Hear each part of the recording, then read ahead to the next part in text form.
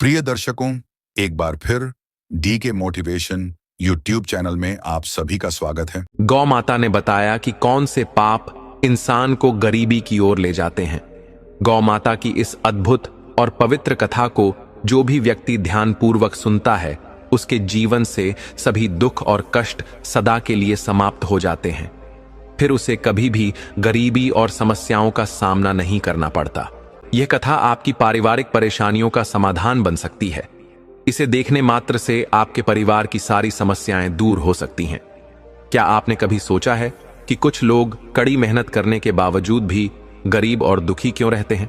क्या यह केवल भाग्य का खेल है या इसके पीछे कुछ गहरे रहस्य छुपे हैं? आज हम आपको एक प्राचीन कथा सुनाने जा रहे हैं जो यह बताएगी कि कौन से पाप इंसान को दरिद्रता और दुख की ओर ले जाते हैं। यह कथा हमें जीवन के उन महत्वपूर्ण सबकों को सिखाएगी जिन्हें जानना हर व्यक्ति के लिए आवश्यक है। तो आइए इस गूढ़ और आध्यात्मिक विषय की खोज में आगे बढ़ते हैं। किंतु आगे बढ़ने से पूर्व मेरा समस्त भाइयों, माताओं और बहनों से विनम्र निवेदन है, अगर आप हमारे चैनल पर नए हैं तो चैनल को सब्सक्राइब करें, वीडियो को लाइक करें। तो आइए प्रिय दर्शकों, बिना किसी देरी के आरंभ करते हैं आज की प्रेरणादायक कथा। एक गांव में सुरीली नाम की एक लड़की रहती थी। सुरीली कोई अत्यधिक सुंदर लड़की नहीं थी और इस संसार में उसका कोई अपना नहीं था। वह अकेली ही रहती थी। परिश्रम करके अपने लिए 2 वक्त की रोटी कमा लेती थी। यद्यपि वह अपनी आवश्यकता की पूर्ति कर लेती थी, फिर भी वह अपने हृदय में संतुष्टि अनुभव नहीं करती थी। उसे संसार के सभी लोग सुखी और प्रसन्न दिखाई देते थे। दूसरों के जीवन को देखकर वह स्वयं को कोसती और प्रभु से प्रार्थना करती, हे प्रभु, आपने सभी को सुख, सुंदरता और संपत्ति प्रदान की है, फिर मुझे ही क्यों वंचित रखा? मुझसे ऐसी कौन सी भूल हो गई जिससे मुझे यह दुख मिला? क्या मेरे लिए प्रसन्नता और सुख के द्वार सदा के लिए बंद हो गए हैं? हे भगवान, क्या मैंने कोई ऐसा पाप किया है जिसका दंड भोग रही हूं? इन्हीं विचारों में डूबी एक दिन वह गांव के बाहर एक वृक्ष के नीचे बैठकर अश्रु बहा रही थी। उसी समय एक तेजस्वी महात्मा वहां से गुजरे। उनका दिव्य स्वरूप देखकर प्रतीत हो रहा था कि वे कोई सिद्ध पुरुष हैं। उन्होंने उस रोती हुई लड़की को देखा और उसके पास आकर पूछा, बेटा, तुम क्यों रो रही हो? क्या तुम्हें कोई कष्ट है? सुरीली ने अश्रुपूरित नेत्रों से उत्तर दिया, महात्मा जी, मुझे कोई प्रेम नहीं करता। लोग मेरी रंगत का उपहास उड़ाते हैं। मैं सुंदर नहीं हूं और मेरा कोई अपना भी नहीं है। मेरे पास धन संपत्ति भी नहीं है। संसार के सभी लोग सुखी हैं। सभी के पास परिवार, दौलत और खुशहाली है, परंतु मेरे पास कुछ भी नहीं है। क्या मुझे खुश रहने का अधिकार नहीं है? क्या मुझे सुखी जीवन जीने का अवसर कभी नहीं मिलेगा?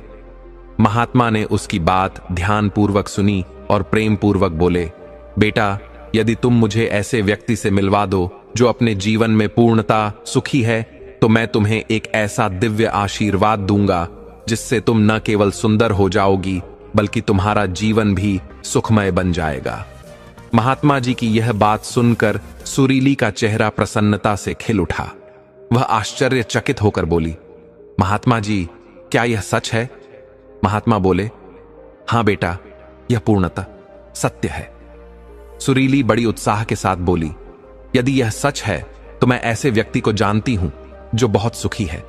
मैं अभी उन्हें आपके पास लेकर आती हूं। वह दौड़ती हुई अपने मालिक के पास पहुंची। वह एक किसान था जिसके पास वह काम करती थी। उसने किसान से कहा, काका, मेरे साथ चलिए। मुझे एक सिद्ध महात्मा जी मिले हैं। उन्होंने कहा है कि यदि मैं उनके पास एक सुखी व्यक्ति को ले जाऊंगी तो वे मुझे भी सुंदर और सुखी बना देंगे। किसान उसकी बात सुनकर दुखी हो गया। उसने कहा, बेटी, मैं तुम्हें सुखी कैसे दिखाई देता हूं? मेरी फसलें खराब हो रही हैं। मुझे अच्छे दाम नहीं मिल रहे। राजा को लगान देना पड़ता है। मेरे पास इतने पैसे भी नहीं हैं कि मैं अच्छे बीज खरीद सकूं। इस वर्ष तो बारिश ने मेरी फसल भी बर्बाद कर दी। इन परिस्थितियों में मैं सुखी कैसे रह सकता हूं? बेटा, तुम किसी और को ढूंढ लो जो वास्तव में सुखी हो। सुरीली ने निराश होकर पूछा, तो फिर बताइए काका, आपके हिसाब से सबसे अधिक सुखी कौन है जिसे मैं अपने साथ महात्मा जी के पास ले जा सकूं? किसान थोड़ी देर तक सोचता रहा और फिर कहने लगा, बेटी, मुझे लगता है कि व्यापारी सबसे सुखी हैं। उन्हें फसल लगाने या देखभाल करने की कोई चिंता नहीं होती। उन्हें तो केवल फसल खरीदनी होती है। वे कहीं से भी फसल या दूसरी वस्तुएं खरीद सकते हैं और बेच सकते हैं। उनका व्यापार मौसम पर निर्भर भी नहीं होता। वे हमसे कहीं अधिक धन कमाते हैं और लोग उनका बहुत आदर सत्कार भी करते हैं। मुझे तो लगता है कि इस संसार में सबसे सुखी व्यापारी ही हैं। तुम उन्हीं के पास जाओ। लड़की अपने मालिक की बात सुनकर दौड़ी दौड़ी एक व्यापारी के पास जा पहुंची और कहने लगी, क्या आप मेरे साथ चल सकते हैं? मुझे एक सिद्ध महात्मा जी मिले हैं जिनसे मैं आपको मिलाना चाहती हूं। उन्होंने कहा है कि यदि मैं उन्हें एक सुखी व्यक्ति से मिलवाऊंगी तो वे मुझे सुंदर और सुखी बना देंगे। व्यापारी उसकी बात सुनकर दुखी स्वर में कहने लगा, बेटी, हमारे जीवन में सुख कहां है? हर तरफ दुख ही दुख है। चोर डाकुओं से सावधान रहना पड़ता है। व्यापार में भी घाटा चल रहा है। राजा भी हमसे कर वसूल करता है। इन सब कारणों से व्यापार करना बहुत कठिन हो गया है। हमें तो सुरक्षा भी पूरी नहीं मिलती। जीवन में हर समय डर बना रहता है। मुझे तो लगता है कि इस संसार में मुझसे ज्यादा दुखी और कोई नहीं है। लड़की यह सुनकर हैरान हो गई। उसने कहा, आपके पास तो सब कुछ है। इतना धन है, जमीन जायदाद है, बड़ा घर है, खाने पीने की कोई कमी नहीं है। फिर भी आप दुखी कैसे हो सकते हैं? यह तो बहुत ही अजीब बात है। मुझे तो लगता था कि आप सबसे सुखी हैं। खैर, कोई बात नहीं। आप मुझे ऐसा आदमी बता दीजिए जो आपके अनुसार सबसे ज्यादा सुखी हो, ताकि मैं उसे महात्मा जी के पास ले जा सकूं। व्यापारी कुछ देर सोचने के बाद बोला, मुझे तो लगता है कि राजा के अधिकारी सबसे ज्यादा सुखी हैं। उनका संबंध सीधे राजा से होता है। उनके पास अधिकार और धन दोनों होते हैं। वे चोर डाकुओं से बिल्कुल नहीं डरते। वे तो हमसे कर भी वसूल करते हैं और हमें उनके सम्मान में झुकना पड़ता है। सारे लोग उनका बहुत सत्कार करते हैं। मुझे तो लगता है कि उनके जीवन में कोई दुख नहीं होगा। वे ही सबसे ज्यादा सुखी हैं। काश मैं भी राजा का अधिकारी होता तो मेरा जीवन भी सुखमय होता। सुरीली ने पूछा, क्या आप किसी अधिकारी को जानते हैं? क्या आप मुझे उनसे मिलवा सकते हैं? मैं उन्हें अपने साथ ले जाऊंगी। यदि वे सबसे सुखी हुए तो महात्मा जी मुझे ऐसा वरदान देंगे जिससे मैं भी सुंदर और सुखी हो जाऊंगी। व्यापारी को सुरीली पर दया आ गई। उसने उसे एक राज अधिकारी से मिलवा दिया जिसे वह जानता था। सुरीली अधिकारी से मिली और कहने लगी, क्या आप मेरे साथ चल सकते हैं? मुझे एक सिद्ध महात्मा जी मिले हैं। सुरीली ने सारी बात अधिकारी को बताई। राज अधिकारी उसकी बातें सुनकर बोला, तुम्हें किसने कहा कि मैं सबसे ज्यादा सुखी हूं? मेरे जैसा दुखी व्यक्ति तो इस पूरी दुनिया में कोई नहीं होगा। तुम्हें तो यह भी नहीं पता कि हमारे ऊपर कितनी जिम्मेदारियां और दबाव होते हैं। हम दिन रात चिंता में घिरे रहते हैं। राजा के हर आदेश को पूरा करवाना पड़ता है और वे आदेश इतनी आसानी से पूरे भी नहीं होते। उन आदेशों को पूरा करने के लिए हमें कई मुश्किलों का सामना करना पड़ता है। यहां तक कि राजा कभी भी कोई भी आदेश जारी कर देते हैं और हमें उस आदेश को लागू करना पड़ता है। जनता का गुस्सा और बाकी सारी मुश्किलें, ये सब कुछ हमें ही झेलने पड़ते हैं। और तुम सोचती हो कि मैं सुखी हूं? कभी भी नहीं। अगर वे महात्मा जी तुम्हें सुखी कर दें तो तुम मुझे भी उनसे मिलवा देना। मैं भी सुखी होना चाहता हूं। मैं भी अपना जीवन खुशी खुशी बिताना चाहता हूं। वह लड़की हैरान होकर राज अधिकारी से कहने लगी, जहां तक मैं सोचती थी आप इस दुनिया में सबसे सुखी हैं, परंतु आप भी सुखी नहीं हैं। आपको क्या लगता है कि इस दुनिया में कोई ऐसा इंसान है जो सबसे ज्यादा सुखी हो? लड़की की बातें सुनकर वह राज अधिकारी कहने लगा, हां, मुझे लगता है कि इस पूरे राज्य में केवल एक ही आदमी सुखी है और वह है इस राज्य का राजा। मुझे तो सिर्फ वही सुखी लगते हैं क्योंकि उन्हें किसी की सुननी नहीं पड़ती। वे अपनी मर्जी के मालिक हैं और हम सब पर आदेश चलाते हैं। सभी लोग उनके सामने झुकते हैं। उनके पास न तो धन की कमी है और न ही जमीन जायदाद की। बस यूं समझो, सारी धरती को उन्होंने जीत लिया है। वे सबके मालिक हैं। वे सबसे ऊंचे हैं और वही सुखी इंसान हैं। काश मैं भी किसी राजा के घर पैदा हुआ होता तो मैं भी सबसे सुखी होता। उस राज अधिकारी की यह बातें सुनकर वह लड़की अधिकारी से कहने लगी, क्या आप मुझ पर एक कृपा कर सकते हैं? आप मुझे एक बार राजा से मिलवा सकते हैं? आपकी बहुत ही मेहरबानी होगी। मैं सिर्फ एक बार राजा से मिलना चाहती हूं। उस लड़की के चेहरे को देखकर अधिकारी को उस पर दया आ गई। वह कहने लगा, चलो ठीक है, मैं आज राज दरबार में ही जा रहा हूं, तुम भी मेरे साथ चलो। वहां पर तुम्हें राजा से जो भी पूछना हो वह पूछ लेना। इतना कहकर राज अधिकारी उस लड़की को अपने साथ राज दरबार में ले गया। राज दरबार में पहुंचकर राज अधिकारी ने राजा के सामने उस लड़की की विनती रखी। राजा उस लड़की की बात सुनने के लिए तैयार हो गया और फिर सुरीली को राज दरबार में बुलाया गया। राजा सुरीली से कहने लगा, बेटी, तुम बिना किसी डर के मुझे अपनी बात बता सकती हो। तुम्हें क्या कहना है और मुझसे क्या पूछना चाहती हो? वह लड़की थोड़ा घबराते हुए और डरते डरते बोली, महाराज, मैं एक सुखी आदमी की तलाश में हूं। मुझे एक महात्मा जी मिले हैं और उन्होंने मुझे कहा है कि यदि मैं उनके पास एक ऐसे आदमी को लेकर जाऊं जो इस दुनिया में सबसे सुखी है, तो वे मुझे एक ऐसी चीज देंगे जिससे मैं भी सुखी और सुंदर बन जाऊंगी। काफी लोगों से मिलने के बाद मुझे यह पता चला है कि आप ही इस दुनिया में सबसे ज्यादा सुखी आदमी हैं। तो क्या आप मेरे साथ उन महात्मा जी को मिलने चलेंगे? आपका मुझ पर बहुत ही उपकार होगा। राजा ने उस लड़की की बात बड़े ध्यान से सुनी, फिर जोर से ठहाका लगाकर हंसने लगा और बोला, अच्छा, तो जैसा सबको लगता है, तुम्हें भी यही लगता है कि मैं इस दुनिया का सबसे ज्यादा सुखी आदमी हूं। परंतु यदि कोई मुझसे पूछे कि इस दुनिया का सबसे दुखी आदमी कौन है, तो मैं कहूंगा कि वह मैं हूं। बेटा, मेरे पास न तो नींद है न आराम है। मैं ठीक ढंग से सो भी नहीं सकता।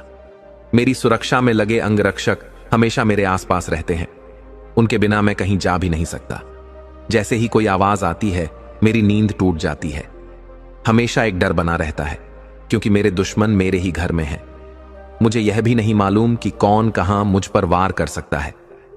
यहां पर राज दरबार में बैठे हुए सभी लोगों के बीच मुझे यह नहीं पता कि कौन मेरा मित्र है और कौन मेरा शत्रु। यहां पर बैठा हुआ हर आदमी मेरे ही दरबार का है, परंतु मुझे हर किसी पर शक करना पड़ता है। हर सांस मुझे भारी लगती है। इतने बड़े राज्य की जिम्मेदारी निभाना कोई आसान बात नहीं है। तुम्हें लगता होगा कि राजा के पास सभी ऐशो आराम, धन और दौलत है, इसलिए राजा तो हमेशा खुश और सुखी रहता होगा। पर मैं तुम्हें बता दूं कि यह सब चीजें सुख नहीं देती। राजा की बातें सुनकर लड़की कहने लगी, मुझे माफ करिएगा महाराज, अगर धन दौलत, ऐशो आराम ये सब सुख नहीं दे सकते, तो सुंदरता तो सुख दे ही सकती है, क्योंकि सुंदर लोगों को सभी लोग प्यार करते हैं, उन्हें हर कोई इज्जत देता है। राजा ने मुस्कुराकर जवाब दिया, बेटा, अक्सर मैंने देखा है कि जो लोग चेहरे से सुंदर होते हैं वे दिल के साफ नहीं होते।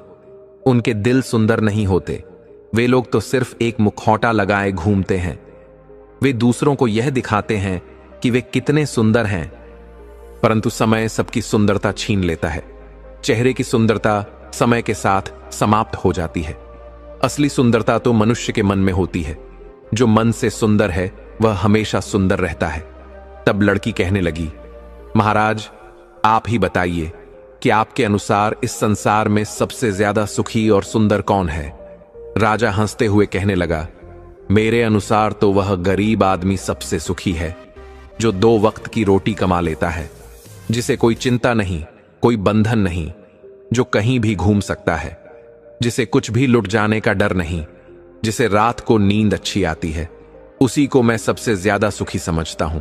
और मैंने तुम्हें देखा है, तुम ही सबसे ज्यादा सुखी हो। तुम्हारे पास नींद है, अच्छा दिल है, चारों तरफ खुली हुई राहें हैं। तुम अपनी मर्जी से कहीं भी आ जा सकती हो। तुम्हारे पास कोई डर नहीं, कोई साजिश नहीं, कोई चिंता नहीं, सिर्फ जीवन है, खुला जीवन। मेरे अनुसार तो तुम ही सबसे ज्यादा सुखी हो।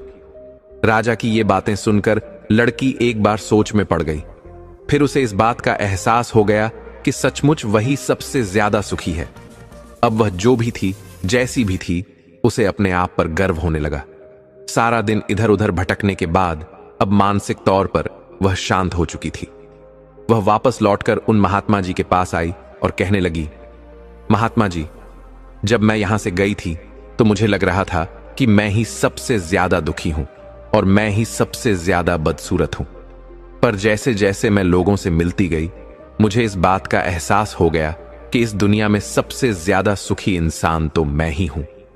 हां, यह बात अलग है कि मैं आपके पास किसी भी सुखी आदमी को नहीं ला सकी, क्योंकि मुझे लगता था कि मेरे अलावा सभी लोग सुखी हैं।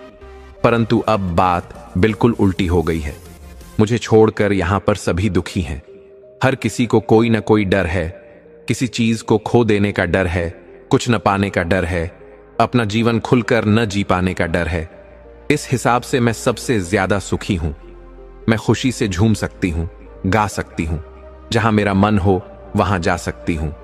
2 वक्त की रोटी कमाने के लिए मेरे पास हाथ पैर हैं। मुझे किसी बात की कोई चिंता नहीं है। मेरे पास कुछ भी ऐसा नहीं है जिसे खो देने का डर हो। ये सारी बातें सुनकर महात्मा जी कहने लगे, आखिरकार तुम्हें वह सुख और सुंदरता मिल ही गई। आज से तुम सुखी और सुंदर हो। यह कहकर महात्मा जी वहां से चले गए। सुरीली भी अब यह जान चुकी थी कि वह सबसे सुंदर और सुखी है। अब उसे किसी बात का कोई दुख नहीं था। वह कभी भी अपने आप पर अफसोस नहीं करती थी, बल्कि वह अपने आप में खुश रहने लगी। उसके मन में यह गर्व था कि वह जो भी है बिल्कुल ठीक है। दोस्तों, कई बार हमें भी यही लगता है कि हमारे पास कुछ भी नहीं है, बल्कि दूसरों के पास सब कुछ है। उनका जीवन बहुत ही सुखी है। परंतु असल में यह सिर्फ हमारे देखने का नजरिया है।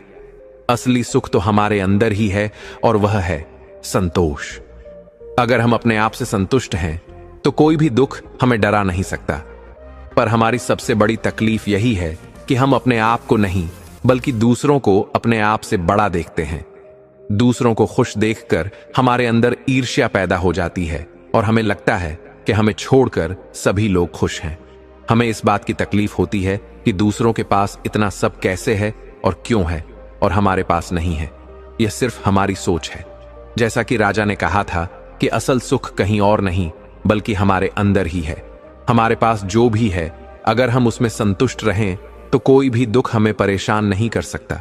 परंतु अगर हम हमेशा यही सोचेंगे कि हमारे पास कौन सी चीज नहीं है, तो हम हमेशा दुखी ही रहेंगे। एक गांव में पुरुषोत्तम नाम का एक गरीब आदमी रहता था। वह इतना गरीब था कि उसके परिवार को 2 समय की रोटी भी नहीं मिल पाती थी। एक दिन धन कमाने की इच्छा को लेकर वह एक दूसरे राज्य की ओर चल पड़ा। उसने जरूरत की कुछ चीजें अपने साथ रख लीं। चलते चलते जब वह जंगल के रास्ते से गुजर रहा था तो उसे एक कुआं नजर आया। कुएं को देखकर उसे प्यास लगने लगी। जब पुरुषोत्तम ने कुएं में झांक कर देखा तो कुएं के अंदर एक शेर, एक सांप और हाथ में खंजर लिए हुए एक आदमी खड़ा था। ऊपर से किसी आदमी को झांकता हुआ देखकर शेर बोलने लगा, अरे भाई, तुम कौन हो? बड़े ही अच्छे समय पर आए हो। मेहरबानी करके मुझे इस कुएं से बाहर खींच लो। मैं कई दिनों से इस कुएं में पड़ा हुआ हूं। मुझे इस कुएं से निकाल दो। मेरे ऊपर उपकार करो। शेर की ऐसी प्रार्थना सुनकर पुरुषोत्तम कहने लगा, क्या तुम मुझे बेवकूफ समझते हो? अगर मैं तुम्हें बाहर निकाल दूंगा तो तुम निकलते ही सबसे पहले मुझे मारकर खा जाओगे। तुम जैसे जंगली जानवर पर मैं विश्वास नहीं कर सकता। शेर बोला, अरे भले आदमी, मैं तो खुद मुसीबत में हूं। मैं भला तुम्हें नुकसान क्यों पहुंचाऊंगा? शेर के बार बार प्रार्थना करने पर पुरुषोत्तम को उस पर दया आ गई। वह सोचने लगा, आखिर परोपकार ही तो पुण्य का काम होता है। और फिर शेर कहने लगा, देखो भाई, मैं तुमसे वादा करता हूं कि मैं तुम्हें किसी भी तरह का नुकसान नहीं पहुंचाऊंगा और हमेशा तुम्हारा एहसानमंद रहूंगा। तब सोच विचार करके पुरुषोत्तम ने रस्सी डालकर उस शेर को कुएं से बाहर खींच लिया। शेर ने पुरुषोत्तम का धन्यवाद किया और कहने लगा, मैं तुम्हारा यह उपकार कभी नहीं भूलूंगा। मैं उस पहाड़ के दूसरी तरफ रहता हूं। वहां पर मेरी गुफा है। मित्र, अगर तुम पर कभी भी कोई मुसीबत आ जाए तो तुम मेरे पास चले आना। हो सकेगा तो मैं तुम्हारी सहायता अवश्य करूंगा। इसके बाद कुएं के अंदर से सांप की आवाज आने लगी। सांप कहने लगा, अरे भले मानस, जिस तरह से तुमने शेर को बाहर निकाला है, मुझे भी कुएं से बाहर निकाल दो। मैं इस समय बहुत ही लाचार हूं। मुझ पर यह उपकार कर दो। पुरुषोत्तम ने कहा, ना भाई ना, तुम तो एक सांप हो। सांप की तो आदत यही होती है कि वह मनुष्य को काटता जरूर है। मैंने तुम्हें बाहर निकाला और तुमने मुझे काट लिया। सांप कहने लगा, अरे भाई, क्या कोई अपने मददगार को भी नुकसान पहुंचाता है? पुरुषोत्तम ने कहा, नहीं नहीं, मैं तुम पर विश्वास नहीं कर सकता। सांप की गिनती तो दुष्टों में होती है। कहां भी गया है, सांप को जितना भी दूध पिलाओ, लेकिन वह 10 जरूर लेता है। इसीलिए मैं तुम पर विश्वास करने की मूर्खता नहीं कर सकता। इसके बाद सांप बार बार पुरुषोत्तम से विनती करने लगा, भाई मुझे बाहर निकाल दो, मैं तुम्हें नहीं काटूंगा, मैं तुम्हें कोई नुकसान नहीं पहुंचाऊंगा और जीवन भर तुम्हारा ऋणी रहूंगा। सांप की बार बार प्रार्थना करने पर पुरुषोत्तम को उस पर दया आ गई और उसने सांप को भी बाहर निकाल दिया। सांप कुएं से बाहर आकर कहने लगा, अरे भाई, तुमने मेरी सहायता की। अगर तुम्हें कभी किसी मुसीबत का सामना करना पड़ा तो तुम मुझे सिर्फ याद कर लेना, मैं उसी समय तुम्हारे पास आ जाऊंगा। मेरा यह तुमसे वचन है। तब पुरुषोत्तम ने कहा, अगर तुम इतने ही सामर्थ्यवान हो तो फिर अपने आप कुएं से बाहर क्यों नहीं निकले? सांप ने कहा, हे मनुष्य, वास्तव में मैं कोई साधारण सांप नहीं हूं, बल्कि सर्पलोक का राजकुमार हूं। एक श्राप के कारण मुझे पृथ्वी लोक पर आकर एक साधारण सांप का जीवन बिताना पड़ा। मेरी सारी चमत्कारी शक्तियां मुझसे छीन ली गईं, परंतु 2 दिन के बाद मेरा यह श्राप खत्म हो जाएगा और फिर मैं नागलोक वापस लौट जाऊंगा। मेरी सारी शक्तियां मुझे वापस मिल जाएंगी। इसलिए अगर तुम्हें कभी भी सहायता की आवश्यकता हो तो तुम मुझे यह कहकर पुकारना कि नागराज प्रकट हो। ऐसा तुम 3 बार कहोगे तो तुम जहां पर भी रहोगे मैं वहीं तुम्हारे सामने प्रकट हो जाऊंगा। इसके बाद सांप भी कुएं के नजदीक ही बैठ गया। तब पुरुषोत्तम ने कहा, ठीक है सर्प, अगर ऐसा कोई समय आएगा तो मैं अवश्य ही तुम्हें याद करूंगा। इसके बाद कुएं में से आदमी की आवाज आई और वह कहने लगा, अरे भाई, मुझे भी तो कुएं से बाहर निकाल दो, मैं तुम्हारा हमेशा ऋणी रहूंगा। पुरुषोत्तम जैसे ही उस आदमी को कुएं से बाहर निकालने के लिए आगे बढ़ा तो सांप कहने लगा, भाई तुम इस आदमी की सहायता मत करो, ये तुम्हारी बिरादरी का जरूर है, लेकिन यह बहुत ही बड़ा गुणचोर है। इसके बाद शेर भी यही बात कहने लगा, भाई ये आदमी तुम्हें नुकसान पहुंचा सकता है, ये बहुत ही बड़ा गुणचोर आदमी है। इसके बाद सांप और शेर दोनों मिलकर पुरुषोत्तम से कहने लगे, भाई अगर तुम इस आदमी की सहायता करोगे तो तुम खुद ही मुसीबत में फंस जाओगे, क्योंकि यह आदमी सहायता के लायक नहीं है। जो इसकी सहायता करेगा यह उसी की जड़ काटता है। इतना कहकर शेर और सांप वहां से विदा लेकर चले गए। उनके जाने के बाद कुएं में गिरा हुआ आदमी गिड़गिड़ा कर कहने लगा, अरे भाई, तुमने सांप और शेर की तो जान बचा दी, मेरे भी प्राण बचा लो, मैं तो तुम्हारी ही बिरादरी का हूं। तब पुरुषोत्तम ने कहा, भाई परंतु यह जानवर तो तुम्हारी बुराई कर रहे थे, इससे तो यही लगता है कि तुम एक अच्छे आदमी नहीं हो, मैं तुम्हारी कोई सहायता नहीं कर सकता। वह दूसरा आदमी कहने लगा, अरे भाई, तुम इन जानवरों की बातों में मत आओ, मैं तो बड़ी ही मुश्किल से इस खंजर की सहायता से अपने प्राण बचाए हुए हूं, वरना ये जानवर मुझे अवश्य ही नुकसान पहुंचाते। शायद इसीलिए ये मेरी बुराई कर रहे थे। इसके बाद वह आदमी रोने धोने लगा और जोर जोर से चिल्लाने लगा। यह देखकर पुरुषोत्तम को उस पर दया आ गई। उसने सोचा, चलो इस आदमी को भी निकाल देते हैं। पुरुषोत्तम ने उस आदमी को कुएं से बाहर निकाल दिया। उस आदमी ने कुएं से बाहर आकर पुरुषोत्तम को धन्यवाद कहा और कहने लगा, तुमने जो मुझ पर उपकार किया है उसे मैं 7 जन्मों तक नहीं भूलूंगा। पुरुषोत्तम बोला, अरे भाई, इसमें उपकार जैसी क्या बात है, आखिर इंसान ही इंसान के काम आता है, लेकिन तुम यह तो बताओ कि तुम कौन हो। उस आदमी ने पुरुषोत्तम को अपना परिचय दिया और कहा, मैं एक सुनार हूं, पास के ही राज्य स्वर्णपुरी में रहता हूं। अगर मेरे लायक कोई सेवा हो तो तुम मेरे घर पर जरूर आना। अपना नाम और पता बताकर वह सुनार वहां से चला गया। इसके बाद पुरुषोत्तम ने भी कुएं से पानी पिया और अपनी राह पर चल पड़ा। काफी देर तक चलने के बाद वह एक बड़े नगर में पहुंचा, जहां पर पहुंचकर उसने सबसे पहले नौकरी की तलाश की।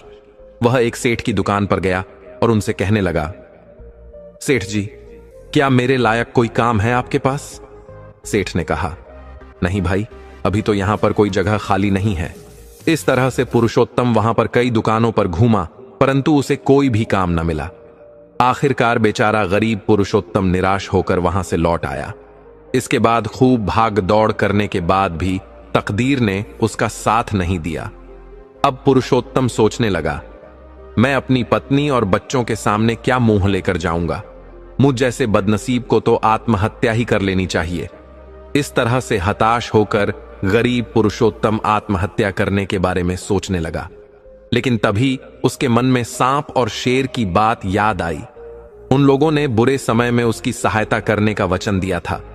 तो वह सोचने लगा, क्यों ना उन तीनों को एक बार आजमा कर देख लिया जाए, शायद वे लोग मेरी कुछ सहायता कर सकें। तब आत्महत्या का विचार छोड़कर पुरुषोत्तम सबसे पहले नगर के पार जाकर पहाड़ पार करते हुए उस जंगल में जा पहुंचा जहां पर शेर की गुफा थी। पुरुषोत्तम जब शेर की गुफा के पास पहुंचा तो शेर उसे देखकर बहुत ही खुश हुआ और वह अपनी गुफा से बाहर आकर कहने लगा, आओ मित्र, तुम्हें देखकर मुझे बहुत ही खुशी हुई। बोलो, मैं तुम्हारी क्या सहायता कर सकता हूं। पुरुषोत्तम ने कहा, शेर भाई, बात असल में यह है कि मैं एक बहुत ही गरीब आदमी हूं। न तो मेरे पास धन है और न ही कोई रोजगार। अगर मेरे घर के लिए धन की कुछ व्यवस्था हो जाए तो मैं अपने घर लौट जाऊंगा, वरना आत्महत्या करने के अलावा मेरे पास कोई दूसरा रास्ता नहीं है। शेर कहने लगा, मित्र, तुम इतना निराश मत हो, तुम यहीं पर ठहरो, मैं अभी आता हूं। इतना कहकर शेर अपनी गुफा के अंदर चला गया, जबकि पुरुषोत्तम गुफा के बाहर ही बैठा रहा। जब शेर गुफा से बाहर निकला तो उसके मुंह में एक सोने का रत्न जड़ित हार था। वह हार उसने पुरुषोत्तम के सामने रख दिया और कहने लगा, लो मित्र, इस हार को बेचकर तुम्हारी सारी परेशानी दूर हो जाएगी, क्योंकि इस रत्न जड़ित हार की कीमत इतनी है कि तुम अब गरीब नहीं रहोगे। उस हार को देखकर पुरुषोत्तम की आंखों में चमक आ गई। उसने वह हार उठाया और अपनी पोटली में बांध लिया। वह शेर से कहने लगा, मित्र, तुमने सचमुच आज मेरी सहायता की है और मेरा जीवन बचाया है। और इस तरह से शेर का धन्यवाद करने के बाद पुरुषोत्तम ने वहां से विदा ली। वह अपने घर की तरफ लौट चला। अपने घर की तरफ लौटते समय पुरुषोत्तम का मन अब खुशी से फूला नहीं समा रहा था। आखिरकार उसकी यात्रा सफल हुई थी। पुरुषोत्तम ने सोचा, इस हार को अच्छे दामों में बेचकर घर लौट जाऊंगा। मुझे वापस घर पर आया देखकर मेरी पत्नी और बच्चे बहुत ही खुश होंगे। इस हार की बिक्री से खूब सारा धन मिलेगा और अब हम सुख के दिन बिता सकेंगे। इस तरह से सोचता हुआ पुरुषोत्तम चला जा रहा था। तभी उसके मन में दूसरा विचार आया कि यह हार बेचूं तो बेचूं कहां। अचानक पुरुषोत्तम को उस सुनार की याद आ गई जिसे उसने कुएं से बाहर निकाला था। सोचने लगा, मैंने उसकी जान बचाई थी, इस मामले में वह मेरी सहायता जरूर करेगा। पुरुषोत्तम ने सुनार की सहायता लेने का निश्चय किया और स्वर्णपुरी राज्य की तरफ चल पड़ा। वहां पहुंचकर वह सीधा सुनार के घर पहुंचा। सुनार ने जब पुरुषोत्तम को अपने घर पर आया हुआ देखा तो उसका दिल खुश हो गया। वह कहने लगा, कहो मित्र, आज कैसे आना हुआ। पुरुषोत्तम ने जवाब दिया, मित्र, मैं तुम्हारे पास एक बहुत ही जरूरी काम से आया हूं।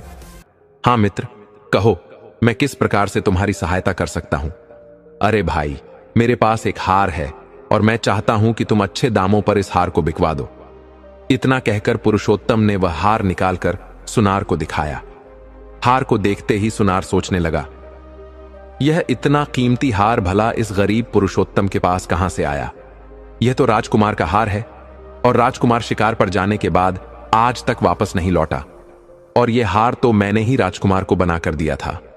अब सुनार सोचने लगा कि राजा ने तो इस बात की घोषणा कर रखी है कि जो भी उसके पुत्र का पता लगाएगा उसे ढेर सारा इनाम दिया जाएगा। सुनार के मन में राजा द्वारा घोषित किए हुए इनाम का लालच जाग गया। सुनार पुरुषोत्तम से अपनापन जताते हुए कहने लगा, मित्र, मैं तुम्हारी सहायता अवश्य करूंगा, लेकिन इस हार के बारे में मुझे किसी अच्छे जौहरी से सलाह लेनी होगी ताकि मैं तुम्हें इस हार के अच्छे पैसे दिलवा सकूं। इतना कहकर सुनार ने वह हार अपने पास रख लिया और बाहर जाने की तैयारी करने लगा। सुनार ने पुरुषोत्तम से कहा, मित्र, तुम कुछ देर के लिए यहीं पर ठहरो, मैं जौहरी से मिलकर आता हूं। और फिर वह अपनी पत्नी से कहने लगा, भाग्यवान, यह मेरा मित्र है, इसे तुम भोजन करवाओ और उसके आराम की व्यवस्था करो। जरा मैं बाहर होकर आता हूं। इतना कहकर सुनार अपने घर से चला गया और वह सीधा राजा के दरबार में जा पहुंचा। राजा को प्रणाम करते हुए सुनार कहने लगा, महाराज, मैं आपके पास एक बहुत ही विशेष काम से आया हूं। तब सुनार ने वह हार राजा को सौंपते हुए कहा, महाराज, यह वही हार है जिसे राजकुमार के लिए मैंने स्वयं अपने हाथों से बनाया था। एक आदमी इसे बेचने के लिए मेरे पास आया है। मैं उस आदमी को अपने घर पर बिठाकर आया हूं। हार को देखते ही राजा ने हार को पहचान लिया और कहने लगा, जरूर उसी आदमी ने मेरे बेटे को मारा होगा। वह मेरे बेटे का कातिल है। राजा क्रोध में आग बबूला हो गया और कहने लगा, कौन है वह शैतान जिसने मेरे बेटे की हत्या की है और मेरे बेटे का यह हार चुरा लिया? तब सुनार कहने लगा, राजन, वह एक गरीब आदमी पुरुषोत्तम है। वह अभी इसी समय मेरे घर पर बैठा हुआ है। राजा ने गुस्से में पागल होते हुए अपने सेनापति को आदेश दिया कि वह सुनार के घर जाकर उस आदमी को तुरंत पकड़कर लेकर आए। सेनापति उसी समय सैनिकों को अपने साथ लेकर पुरुषोत्तम को पकड़कर ले आया। उसे राजा के दरबार में पेश किया गया। तब राजा ने आदेश दिया, यह गरीब आदमी राजकुमार का कातिल है। इसे तुरंत कारागार में डाल दिया जाए। राजा के सिपाहियों ने पुरुषोत्तम को ले जाकर कारागार में डाल दिया। जब सैनिक जाने लगे तब पुरुषोत्तम ने कहा, मुझे राजकुमार का कातिल क्यों ठहराया गया है? मैं तो बिल्कुल निर्दोष हूं। सिपाही कहने लगा, अगर तुमने राजकुमार की हत्या नहीं की तो फिर राजकुमार का यह हार तुम्हारे पास कैसे आ गया? और जिस सुनार को तुम यह हार बेचना चाहते थे, उसी सुनार ने यह हार राजकुमार के लिए बनाया था और उसने ही आकर यहां पर यह सूचना दी थी। इसीलिए तुम पकड़ में आ गए। अब तुम बच नहीं सकते। कुछ ही दिनों के बाद राजा तुम्हें फांसी दे देंगे। इतना कहकर सैनिक वहां से चले गए। सैनिकों के जाने के बाद पुरुषोत्तम सोचने लगा, इस सुनार ने तो मुझे बहुत बड़ी मुश्किल में डाल दिया। अब मैं क्या करूं? इस राज्य में तो मेरा कोई मददगार भी नहीं है। हे प्रभु, मेरी रक्षा करो। अब पुरुषोत्तम सोचने लगा, अगर मुझे फांसी हो गई तो मेरी पत्नी और मेरे बच्चों का क्या होगा? तभी अचानक पुरुषोत्तम को उस सांप का वचन याद आया जिसे उसने कुएं से निकाला था। अगले ही पल पुरुषोत्तम ने हाथ जोड़कर 3 बार सांप को बुलाया और कहने लगा, सर्पराज, मेरी सहायता कीजिए। आपने मुझे वचन दिया था कि मुश्किल के समय में आप मेरी सहायता करेंगे। 3 बार पुकारने पर नागराज पुरुषोत्तम के सामने प्रकट हो गया और कहने लगा, मित्र, तुमने मुझे कैसे याद किया? पुरुषोत्तम ने बताया, मित्र, मैं एक बहुत ही बड़ी मुसीबत में फंस गया हूं। राजा ने मुझे जबरदस्ती कारागार में डलवा दिया है। एक ऐसे अपराध की सजा सुना दी है जो मैंने किया ही नहीं। सांप ने कहा, ऐसा कैसे हो सकता है भाई? तब पुरुषोत्तम ने शेर के द्वारा उसे हार देने और राजा के द्वारा उसे गिरफ्तार करने का सारा किस्सा कह सुनाया और बड़े ही करुण स्वर में कहने लगा, मित्र, अब तुम ही मुझे बचा सकते हो। तुमने मुझे वचन दिया था कि मुसीबत के समय तुम मेरे काम आओगे। अब तो मेरी जान पर बनाई है। सर्प कहने लगा, मित्र, मैंने तो तुम्हें पहले ही कहा था कि वह आदमी 1 नंबर का गुण चोर है। उस आदमी की सहायता मत करना, वह तुम्हारे लिए मुसीबत बन सकता है। और फिर सांप पुरुषोत्तम से कहने लगा, मित्र, अब मेरी बात को ध्यान से सुनो और हमेशा इन बातों को अपने जीवन में याद रखना। जो आदमी धन का लालची हो उस पर कभी विश्वास मत करना। जो तुम्हारा पूर्व का बैरी हो उस पर भी कभी यकीन नहीं किया जा सकता। और जो अनेक स्त्रियों और पुरुषों में मन लगाने वाला हो, चाहे वह स्त्री हो या पुरुष, वह तुम्हें धोखा अवश्य देगा। इन 3 तरह के लोगों से कभी भी दोस्ती नहीं करनी चाहिए, क्योंकि चाहे कितनी भी गहरी दोस्ती हो, यह 3 तरह के लोग तुम्हें धोखा अवश्य देंगे। इन पर कभी भी आंख बंद करके विश्वास नहीं करना चाहिए।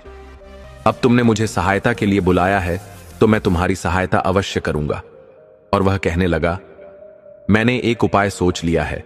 मैं चुपके से रानी के कमरे में जाकर उसे डस लूंगा, लेकिन मैं उसमें इस तरह से विष डालूंगा कि मेरे विष के प्रभाव से वह बेहोश हो जाएगी। फिर चाहे कोई कितना भी प्रयास कर ले, वह होश में नहीं आएगी। और उसे होश में लाने का काम सिर्फ तुम ही कर सकोगे। उसका इलाज बिल्कुल साधारण होगा। तुम राजा के बगीचे में से एक गुलाब का फूल तोड़कर उसे मसलकर रानी के माथे पर लगा देना। ऐसा करते ही रानी को होश आ जाएगा। राजा खुश होकर तुम्हें छोड़ देगा क्योंकि राजा अपनी रानी से बहुत ही प्यार करता है। वह उसे जिंदा रखने के लिए कुछ भी कर सकता है। वह सांप पुरुषोत्तम से इतना कहकर जेल की कोठड़ी से निकलकर रानी के कक्ष में जा पहुंचा। अगले ही पल उसने रानी को डस लिया। रानी तुरंत उठ बैठी और चिल्लाने लगी। सांप खिड़की के रास्ते बाहर निकल गया। रानी चीखती चिल्लाती हुई कक्ष में जमीन पर गिर पड़ी। राजा के नौकरों ने रानी को गिरता हुआ देखा तो वे दौड़कर रानी के पास पहुंचे। रानी ने चिल्लाकर बताया, मुझे सांप ने काट लिया है। और इसके बाद रानी बेहोश हो गई। नौकरों ने तुरंत जाकर राजा को सूचित किया कि महारानी को एक जहरीले सांप ने डस लिया है। जब यह खबर राजा को मिली तो उसने तुरंत अपने सेवकों को बुलाकर राजवैद्य को अपने पास बुलाया और कहने लगा, वैद्य जी, मेरी पत्नी को बचा लीजिए। इसे किसी जहरीले सांप ने डस लिया है। यदि महारानी को कुछ हो गया तो मैं भी जीवित नहीं रहूंगा। तब वैद्यराज ने कई तरह की औषधियां बनाई और महारानी को दी, लेकिन उपचार का कोई लाभ नहीं हो रहा था। तब वैद्य ने कहा, महाराज, महारानी जी का इलाज अब मुझसे संभव नहीं है, क्योंकि रानी जी को जिस सांप ने काटा है वह बहुत ही जहरीला है। मेरी कोई भी औषधि अब काम नहीं कर रही। और फिर राजवैद्य ने राजा को दिलासा देते हुए कहा, लेकिन आप निराश मत होइए, अभी वक्त है। आप किसी दूसरे वैद्य या हकीम को बुलाकर लाइए। शायद उनके पास कोई ऐसी औषधि हो जिससे रानी ठीक हो जाए। अगले ही पल राजा ने मंत्री को आदेश दिया, महामंत्री, फौरन यह ऐलान करवा दिया जाए कि जो भी हमारी रानी का इलाज करेगा और उसको ठीक कर देगा, उसे मुंह मांगा इनाम दिया जाएगा। इसके बाद मंत्री ने तुरंत पूरे राज्य में घोषणा करवा दी। आदेश का ऐलान होते ही कई वैद्य और हकीम राजमहल में पहुंच गए। महारानी को तरह तरह की औषधियां दी जाने लगीं, लेकिन इतने उपचार के बाद भी महारानी की बेहोशी वैसे की वैसे ही बनी रही। और फिर एक एक करके सारे वैद्य वापस लौट गए। सब तरह की औषधियां देकर भी सब हार चुके थे। अब तो भगवान ही महारानी को बचा सकते थे। सभी वैद्य और हकीमों का ऐसा निराशापूर्ण उत्तर सुनकर राजा का दिल टूट गया। वह मन ही मन में घबराने लगा और कहने लगा, हे भगवान, महारानी ये कैसी मुसीबत में फंस गई। उधर जेल की कोठड़ी में बंद पुरुषोत्तम ने जब राजा के ऐलान के बारे में सुना तो उसने पहरेदार से कहा, मुझे रानी के पास ले चलो, मैं रानी को ठीक कर सकता हूं। पहरेदार कहने लगा, अरे भाई, अच्छे अच्छे वैद्य और हकीम उन्हें ठीक नहीं कर सके तो तुम एक हत्यारे होकर उन्हें कैसे ठीक करोगे। पुरुषोत्तम ने उससे विनती की, अगर आप मुझे एक बार महाराज के पास ले चलिए तो मैं सच कहता हूं, मैं रानी जी को बचा लूंगा। तब पहरेदार ने यह खबर राजा के पास पहुंचवाई। राजा ने तुरंत पुरुषोत्तम को अपने पास बुलाया और राजा ने उससे कहा, जल्दी से तुम मेरी रानी का जहर उतार दो। अगर तुम ऐसा नहीं कर पाए तो मैं अभी के अभी तुम्हारा सिर कटवा दूंगा। पुरुषोत्तम कहने लगा, ठीक है महाराज, मुझे मंजूर है। पुरुषोत्तम के विश्वास दिलाने पर पुरुषोत्तम को रानी के पास ले जाया गया। पुरुषोत्तम ने कहा, महाराज, सबसे पहले मैं आपके शाही बगीचे में जाना चाहता हूं। शाही बगीचे में जाकर पुरुषोत्तम ने वहां से एक गुलाब का फूल तोड़ा और महल में वापस आकर उस फूल को मसल मसल कर रानी के माथे पर लगा दिया। अगले ही पल महारानी बिस्तर से उठ खड़ी हुई और महारानी के बदन का नीलापन चला गया। उसका चेहरा पहले की तरह से चमकने लगा। राजा ने रानी से कहा, आप इस गरीब पुरुषोत्तम की वजह से जीवित हुई हैं। और फिर राजा ने रानी के ठीक हो जाने की खुशी में पुरुषोत्तम को क्षमा कर दिया। राजा ने जब उससे उसकी असलियत पूछी तो पुरुषोत्तम ने सारी बातें स्पष्ट रूप से उसे बता दी। तब राजा ने पुरुषोत्तम को खूब सारा धन देकर उसे अपने राज्य से विदा किया, जबकि सुनार को पकड़कर जेल में डाल दिया गया। तो दोस्तों, मुझे पूरी उम्मीद है कि आपको यह कहानी पसंद आई होगी। दर्शक बंधु, कहानी अभी यही खत्म नहीं होती। आगे गाय माता ने एक और गूढ़ प्रश्न किया है, आखिर इंसाफ का पहरेदार कौन है। प्रिय दर्शकों, यह कोई आम प्रश्न नहीं है, क्योंकि इसके पीछे हमारे जीवन के सारे दुखों का अंत छिपा हुआ है। तो आपका समय नष्ट न करते हुए कथा को जल्दी ही आरंभ करते हैं। लेकिन आगे बढ़ने से पहले आपको बता दें कि गरुड़ पुराण में कहा गया है कि कथा हो या सीख अगर बीच में छोड़ दिया जाता है तो वह पाप की श्रेणी में आता है। तो आपसे निवेदन है कि वीडियो को अंत तक पूरा देखें, और अगर आप एक सनातनी हैं तो वीडियो को लाइक करके चैनल को सब्सक्राइब जरूर कर लें। तो चलिए कथा शुरू करते हैं। सूर्यगढ़ के प्रतापी राजा वीरसेन एक चक्रवर्ती सम्राट थे। उनके शासन के अधीन कई छोटे छोटे राज्य भी आते थे। अपनी अपार शक्ति और विशाल सेना के बल पर उन्होंने अनेक राजाओं को अपनी अधीनता स्वीकार करने के लिए विवश कर दिया था। परंतु इस विशाल साम्राज्य और अपार वैभव ने राजा वीरसेन के हृदय में अहंकार और विलासिता को जन्म दे दिया था। उनके जीवन का अधिकांश समय या तो नए राज्यों पर आक्रमण की योजना बनाने में बीतता, या फिर सुंदर अप्सराओं के नृत्य और मदिरा सेवन में। उनके विशाल साम्राज्य की रक्षा और विस्तार के लिए अनेक वीर योद्धा उनके साथ थे। उनमें सबसे पराक्रमी और निष्ठावान योद्धा थे सेनापति सोनभद्र। यह उन्हीं की तलवार की पवित्र चमक और अद्वितीय पराक्रम का फल था कि राजा वीरसेन एक चक्रवर्ती सम्राट बन सके। सेनापति सोनभद्र ने सम्राट के लिए कई युद्धों में विजय पताका फहराई, जिससे प्रसन्न होकर सम्राट ने उन्हें एक छोटी सी रियासत टीकमगढ़ प्रदान की। आज सेनापति सोनभद्र के महल में आनंदोत्सव का वातावरण था, क्योंकि उनका विवाह संपन्न होने जा रहा था। महल में चारों ओर हर्षोल्लास की ध्वनि गूंज रही थी, परंतु इसी उत्सव में एक हृदय ऐसा भी था जो पीड़ा में डूबा हुआ था, और वह थी सुलोचना। सुलोचना महल की एक दासी की पुत्री थी, किंतु उसके हृदय में सेनापति सोनभद्र के प्रति अनंत प्रेम उमड़ता था। यह प्रेम निराधार नहीं था।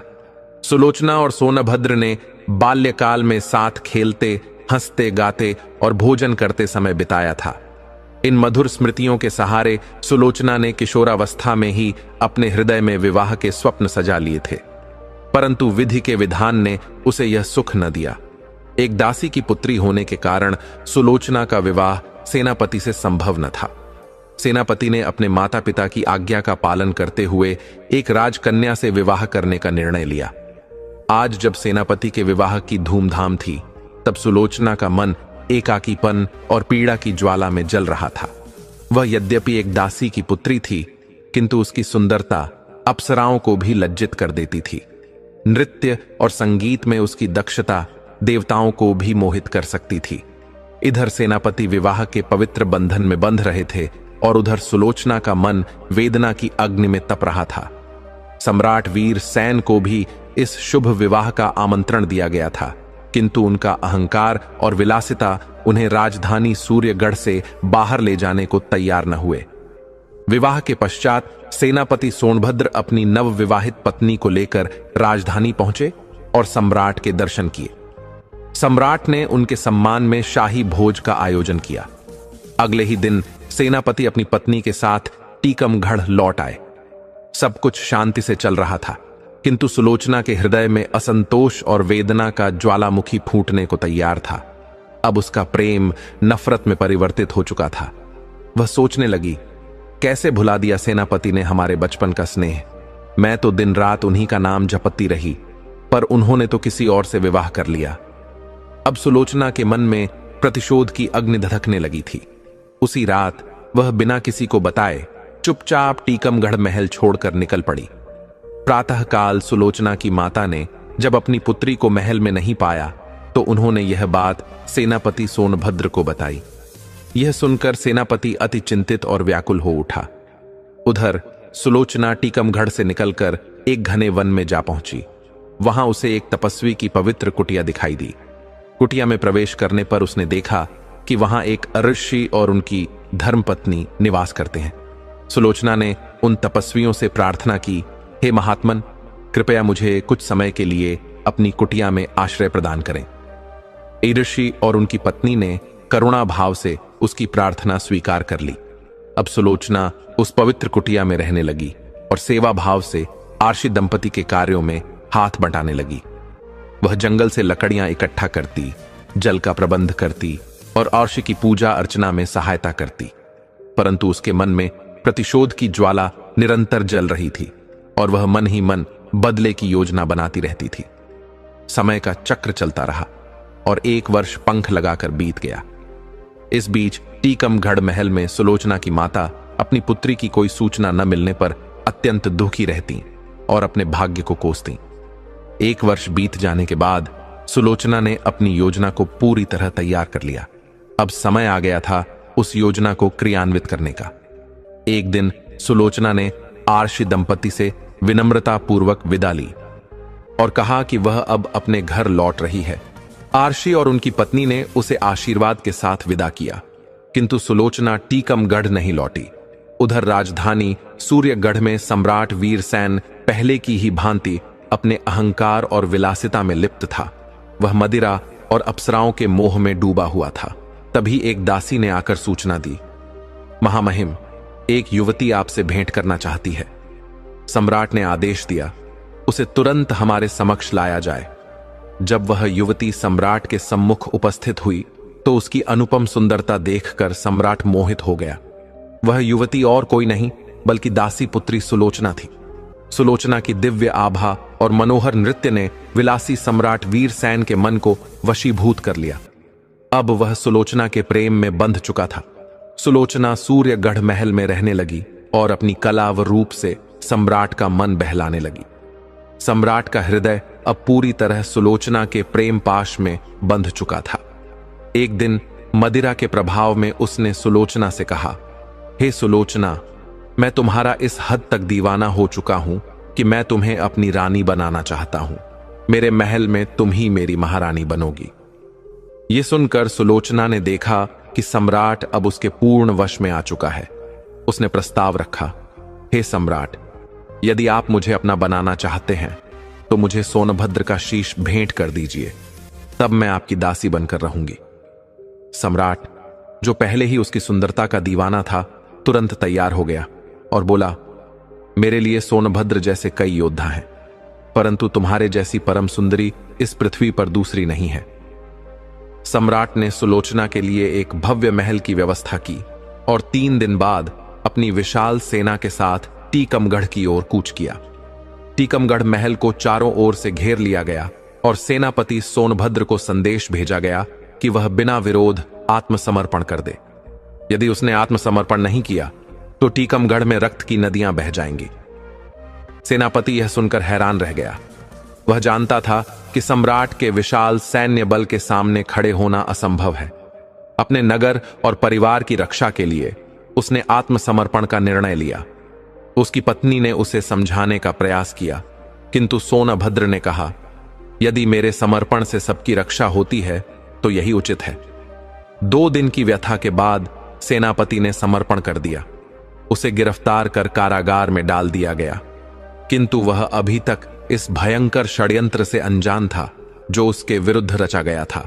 अगले ही दिन सम्राट ने यह संदेश सुलोचना तक भिजवा दिया कि कल प्रातः सोनभद्र का सिर उसके चरणों में प्रस्तुत कर दिया जाएगा। यह सुनकर सुलोचना ने संतोष की सांस ली। उसके मन की प्यास बुझने को थी। उसने सोचा, जिसने उसे तुच्छ समझकर उसका प्रेम अस्वीकार किया, अब वह उसी के सिर को ठोकर मारेगी। सोनभद्र ने उसे एक साधारण स्त्री समझ लिया, किंतु यह नहीं सोचा कि एक स्त्री अपने अपमान का प्रतिशोध लेकर टीकमगढ़ का विनाश भी कर सकती है। सुलोचना की हंसी में बदले की भावना छुपी हुई थी। तभी उसके मन में विचार आया कि मरने से पहले क्यों न एक बार सोनभद्र को देख लिया जाए। उसकी दुर्दशा देखकर मन को संतोष मिलेगा। वह सहायता के लिए गिड़गिड़ाएगा और मैं गर्व से अपना सिर ऊंचा रखूंगी। इतने में सम्राट उसके कक्ष में आया। सुलोचना के मन की इच्छा पूरी हुई, जैसे प्यासे के पास कुआं आ गया हो। सम्राट ने सुलोचना की सुंदरता को निहारा और प्रसन्न होकर बोला, कहो, कैसी तबीयत है? सुलोचना ने विनम्रता से उत्तर दिया, आपकी कृपा से मैं कुशल हूं। सम्राट बोला, तुम्हारी इच्छा शीघ्र ही पूरी होगी। सुलोचना ने विनम्र भाव से कहा, मैं आपकी कृतज्ञ हूं, परंतु एक विनती है, आशा है आप स्वीकार करेंगे। सम्राट ने सुलोचना की ओर देखकर कहा, कहो, क्या आज्ञा है? सुलोचना बोली, मैं सोनभद्र से एक बार भेंट करना चाहती हूं। कल उसे मृत्यु दंड दिया जाए, उससे पहले मैं उससे मिलना चाहती हूं। सम्राट ने मन में विचार किया कि सुलोचना अब पूरी तरह उसके वश में है और यह सोनभद्र का अपमान करना चाहती है। इसमें कोई हर्ज नहीं। उसने कहा, तुम्हारी बात स्वीकार है। सम्राट ने एक शाही अंगूठी सुलोचना को दी और कहा, यह अंगूठी पहरेदार को दिखाकर सोनभद्र से मिल लेना। सम्राट खुशी खुशी वहां से चला गया। सुलोचना ने कारागार जाने की तैयारी की। वह अपने रूप और सौंदर्य के अहंकार में झूम रही थी। उसके मन में विचार आया कि सोनभद्र उसे देखकर पछतावे में डूब जाएगा, परंतु अगले ही क्षण उसने सोचा कि वह सोनभद्र के घावों पर नमक छिड़कने जा रही है, इसलिए उसे अपनी सुंदरता नहीं दिखाएगी। उसने अपना चेहरा एक कपड़े से ढक लिया और पालकी में बैठ गई। रात्रि का समय था। सुलोचना की पालकी कारागार के द्वार पर आकर रुकी। उसने कोतवाल को आवाज दी। सिपाही बोले, हम अभी बुलाते हैं। सुलोचना बोली, उसकी आवश्यकता नहीं, मैं सोनभद्र से मिलना चाहती हूं। सिपाहियों ने उत्तर दिया, यह हमारे अधिकार से बाहर है। सुलोचना ने कठोर स्वर में कहा, आज्ञा का पालन करो, यह देखो शाही अंगूठी। सुलोचना का नाम राजधानी में प्रसिद्ध था। उसकी सुंदरता और सम्राट पर उसके प्रभाव के चर्चे हर घर में थे। सिपाहियों ने जब उसका नाम और शाही अंगूठी देखी तो वे भयभीत हो गए। कांपते हुए बोले, जो आज्ञा। उन्होंने कारागार का द्वार खोल दिया और सिर झुकाकर खड़े हो गए। सुलोचना भीतर प्रविष्ट हुई। सिपाही दीपक लेकर उसे सोनभद्र की कोठरी तक ले गया। जैसे ही दरवाजा बंद हुआ, सुलोचना के पैर कांपने लगे। उसने देखा सोनभद्र भूमि पर बैठा अपनी मृत्यु की प्रतीक्षा कर रहा था। यह दृश्य देखकर सुलोचना के हृदय पर चोट सी लगी। उसने सोचा, यह कुल का दीपक अपने कुल पर बलिदान होने जा रहा है और मैं एक पापिनी इसके प्राण लेने आई हूं। उसके मन में विचार आया, यह वीर स्वर्ग का द्वार पाएगा और मैं जीवित रहकर भी अधर्म के मार्ग पर चलूंगी। उसकी आत्मा कांप उठी। वह सोचने लगी, जिसे वह दिन रात स्मरण करती रही, जिसे वह अपने प्राणों से भी अधिक प्रेम करती रही, उसी को मरवाने चली है। अगले ही दिन सम्राट ने यह संदेश सुलोचना तक भिजवा दिया कि कल प्रातः सोनभद्र का सिर उसके चरणों में प्रस्तुत कर दिया जाएगा। यह सुनकर सुलोचना ने संतोष की सांस ली। उसके मन की प्यास बुझने को थी। उसने सोचा, जिसने उसे तुच्छ समझकर उसका प्रेम अस्वीकार किया, अब वह उसी के सिर को ठोकर मारेगी। सोनभद्र ने उसे एक साधारण स्त्री समझ लिया, किंतु यह नहीं सोचा कि एक स्त्री अपने अपमान का प्रतिशोध लेकर टीकमगढ़ का विनाश भी कर सकती है। सुलोचना की हंसी में बदले की भावना छुपी हुई थी। तभी उसके मन में विचार आया कि मरने से पहले क्यों न एक बार सोनभद्र को देख लिया जाए। उसकी दुर्दशा देखकर मन को संतोष मिलेगा। वह सहायता के लिए गिड़गिड़ाएगा और मैं गर्व से अपना सिर ऊंचा रखूंगी। इतने में सम्राट उसके कक्ष में आया। सुलोचना के मन की इच्छा पूरी हुई, जैसे प्यासे के पास कुआं आ गया हो।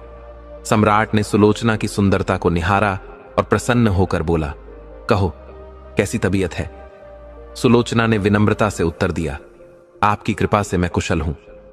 सम्राट बोला, तुम्हारी इच्छा शीघ्र ही पूरी होगी। सुलोचना ने विनम्र भाव से कहा, मैं आपकी कृतज्ञ हूं, परंतु एक विनती है, आशा है आप स्वीकार करेंगे। सम्राट ने सुलोचना की ओर देखकर कहा, कहो, क्या आज्ञा है? सुलोचना बोली, मैं सोनभद्र से एक बार भेंट करना चाहती हूं। कल उसे मृत्यु दंड दिया जाए, उससे पहले मैं उससे मिलना चाहती हूं।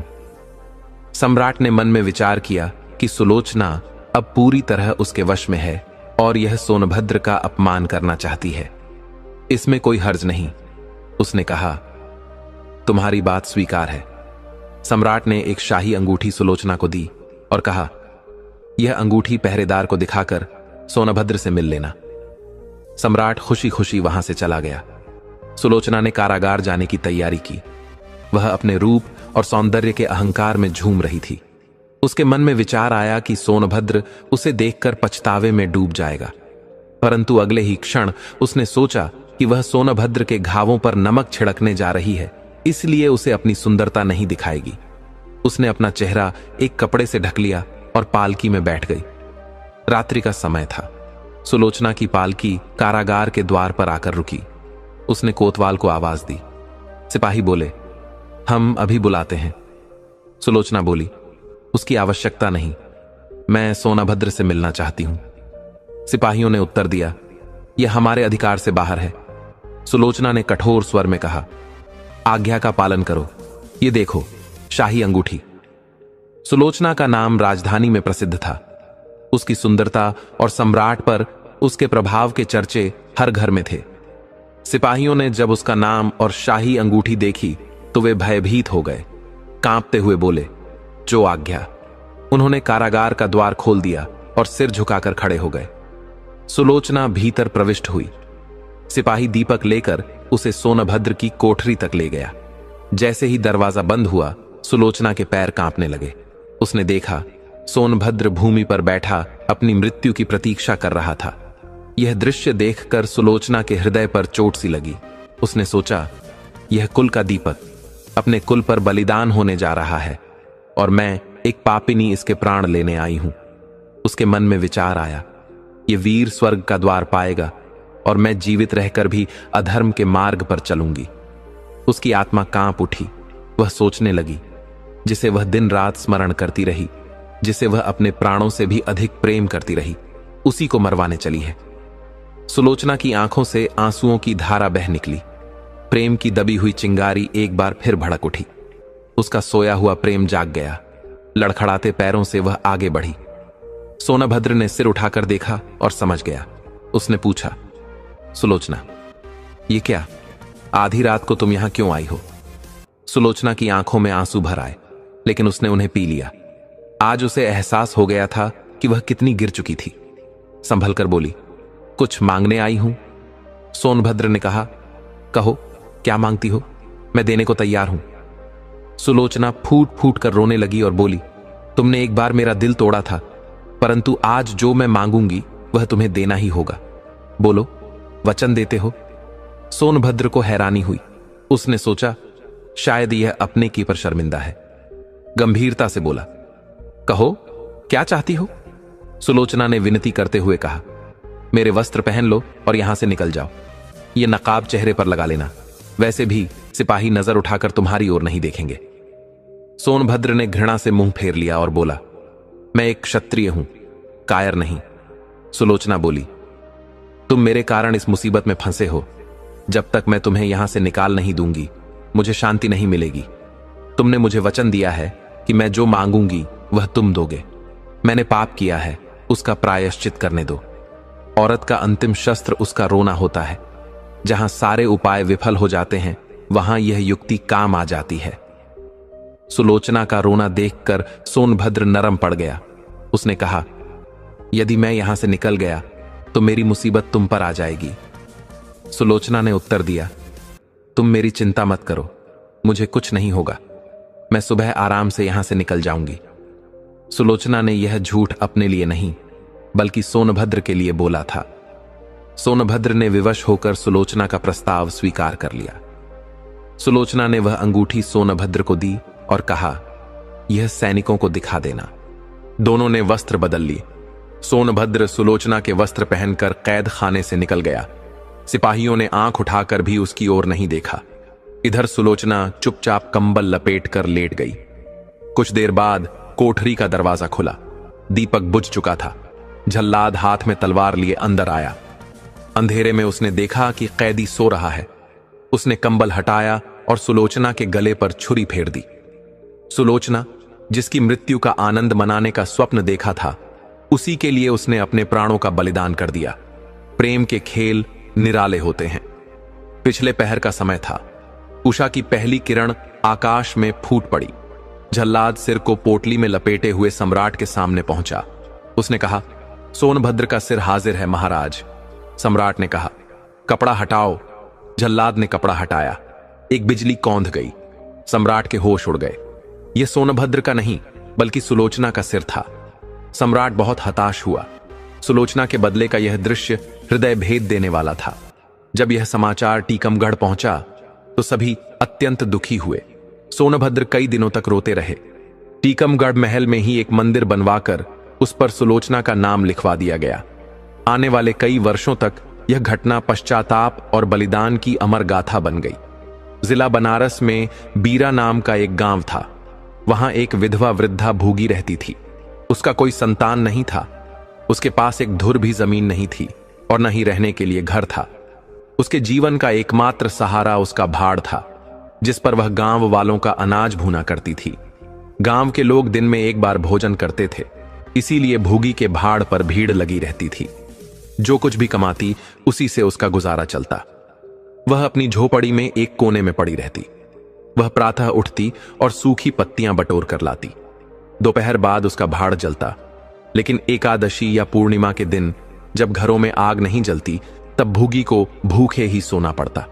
यदि जमींदार उदयभान के घर से अनाज भूनने का आदेश आ जाता तो भूगी को भूखा रहना पड़ता। जमींदार उसके काम के बदले कोई पैसे नहीं देता था। भूगी उसके घर का पानी भी भरती थी। गांव वालों की नजर में यह अन्याय नहीं था। जमींदार की कृपा थी कि उसने भुग्गी को गांव में बसाया था। चैत का महीना था, संक्रांति का पर्व था। आज के दिन नए अन्न का सत्तू खाया और दान किया जाता था। भुग्गी का भाड़ आज पूरे जोर पर जल रहा था। उसके सामने भीड़ लगी हुई थी। वह सांस लेने की भी फुर्सत नहीं पा रही थी। ग्राहकों की जल्दबाजी से कभी कभी भुगी झुंझला उठती थी। इतने में जमींदार साहब के यहां से 2 बड़े बड़े टोकरे अनाज के आ पहुंचे। जमींदार के आदमियों ने हुक्म दिया, अभी भू दो। भुग्गी दोनों टोकरे देखकर सहम गई। दोपहर का समय था, लेकिन सूर्य अस्त होने से पहले इतना अनाज भूना असंभव था। घड़ी 2 घड़ी और मिल जाती तो वह कुछ खाने भर को कमा लेती। जमींदार का अनाज तो उसे मुफ्त में ही भूना पड़ता था। भूगी सोचने लगी कि भाग्य ने उसे चैन की सांस तक नहीं लेने दी। अब पहर रात तक मुफ्त में भाड़ जलाना पड़ेगा। निराश भाव से उसने दोनों टोकरे उठा लिए। जमींदार के आदमी ने डांट कर कहा, देर मत लगाना। अगर देर हुई तो तुम जानती हो, यहीं पर बैठे रहो। जब अनाज भुन जाए तो हमें ले जाने देना। किसी और के दाने छुए तो हाथ काट लेंगे। तीसरे पहर तक सारा अनाज भुना जाना चाहिए। यह ताकीद देकर जमींदार के आदमी चले गए।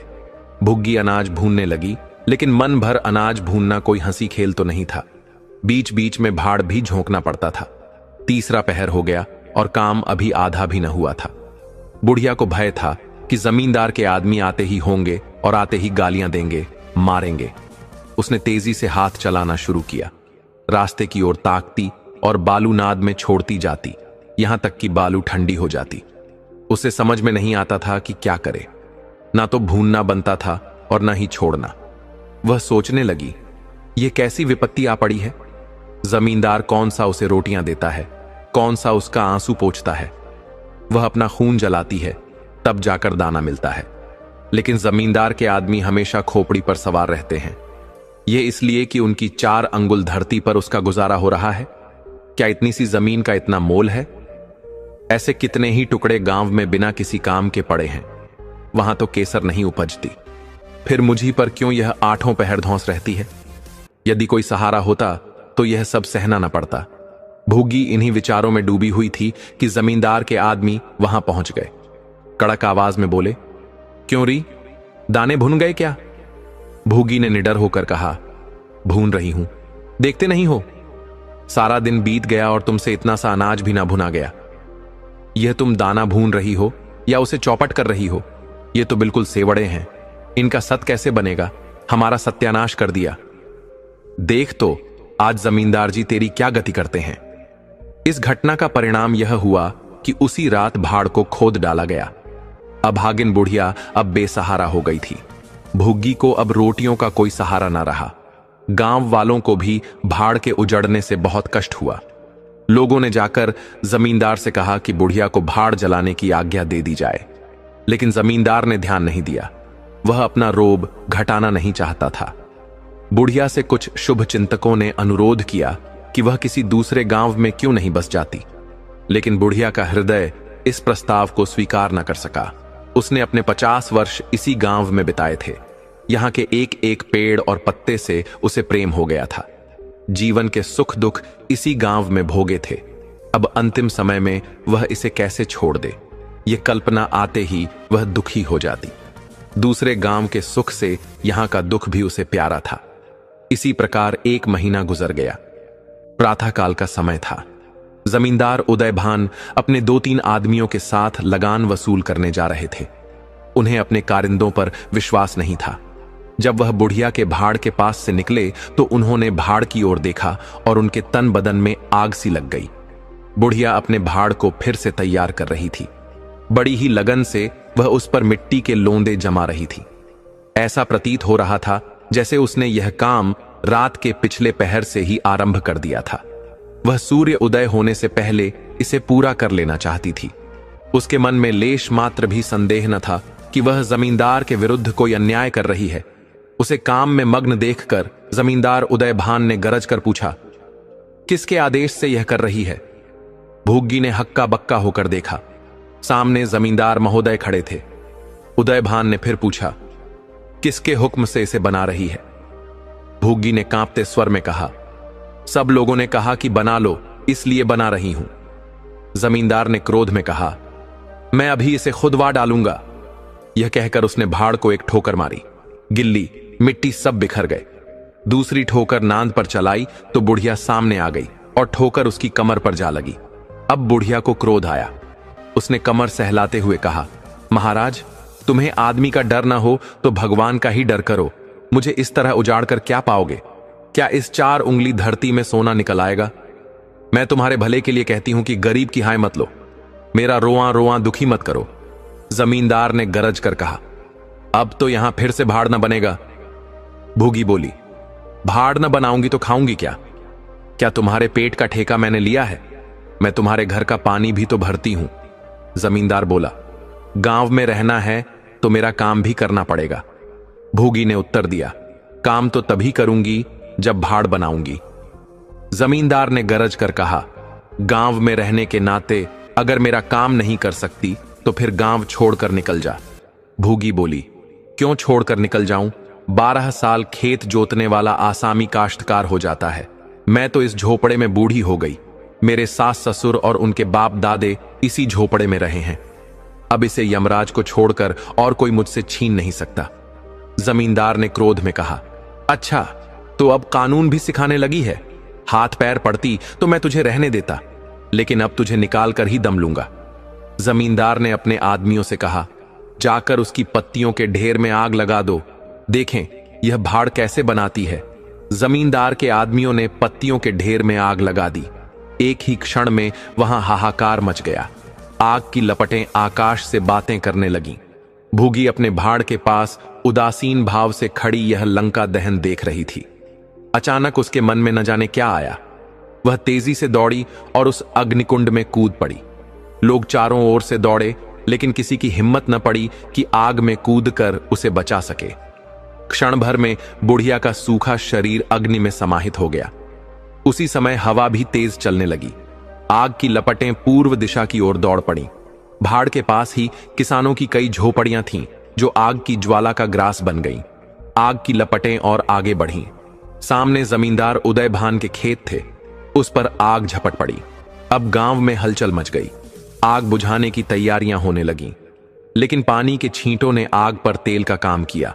आग की ज्वाला और भड़क उठी। जमींदार की विशाल हवेली को दबोच लिया। देखते ही देखते जमींदार की हवेली अग्निसागर में विलीन हो गई। जलती हुई हवेली से उठने वाली चीख पुकार बुढ़िया की चीख से भी अधिक दर्दनाक थी।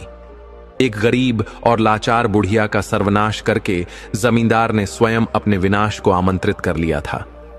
सारे गांव वाले यह मानने लगे कि गरीब की हाय और बेबस बुढ़िया की बददुआ ने ही जमींदार का सर्वनाश कर दिया। और इस तरह यह कहानी हमें सिखाती है कि अन्याय और अहंकार का अंत निश्चित है। मित्रों, एक घने जंगल के बीच एक महान ऋषि का आश्रम था। उनका नाम था ऋषि वेद व्यास। वे अपने ज्ञान और तपस्या के लिए प्रसिद्ध थे। दूर दूर से लोग उनके पास ज्ञान प्राप्त करने आते थे। एक दिन एक युवक जिसका नाम अर्जुन था, बहुत ही उदास मन से उनके पास पहुंचा। उसकी आंखों में चिंता थी और हृदय में कई प्रश्न। अर्जुन ने ऋषि के चरणों में बैठकर विनम्रता से पूछा, गुरुदेव, मैं देखता हूं कि कुछ लोग बहुत धनवान और सुखी होते हैं, जबकि कुछ लोग जीवन भर मेहनत करने के बावजूद भी गरीब और दुखी रहते हैं। इसका क्या कारण है?